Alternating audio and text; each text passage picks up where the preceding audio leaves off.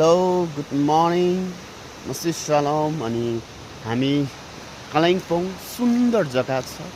अनि आज मलाई एउटा बाइबल खण्ड याद आयो, कुन चाहिँ भन्दाखेरि जब मूसाले परमेश्वरको अनुहारलाई देख्न चाह्यो र परमेश्वरले मना गर्नुभयो।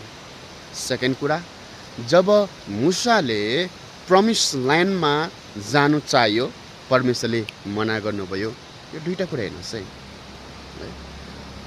तर नयाँ नियममा जब आउँदछौँ, हामीले बाइबल पढ्दछौँ, जब यीशु ख्रीष्टको रूप परिवर्तन हुँदाखेरि यीशु ख्रीष्टको जुन प्रकारले आफ्नो शरीर है ट्रान्सफिगरेसन हुन्छ है हुँदाखेरि एलिया र मूसालाई त्यहाँनिर हामीले पाउँदछौँ र त्यहाँनिर मूसाले यीशु ख्रीष्टलाई फेस टु फेस देख्यो।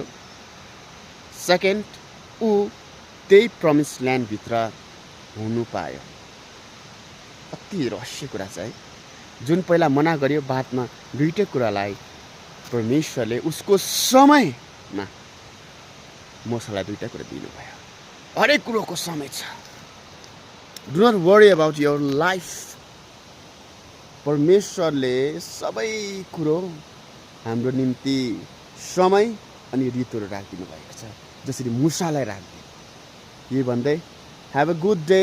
परमेश्वरको अनुग्रहले हाम्रो जीवन र हाम्रो हरेक प्रार्थनाहरूमा उहाँको निगाह बनिरहोस्, उहाँको अनुग्रहद्वारा। म श्री सलोम।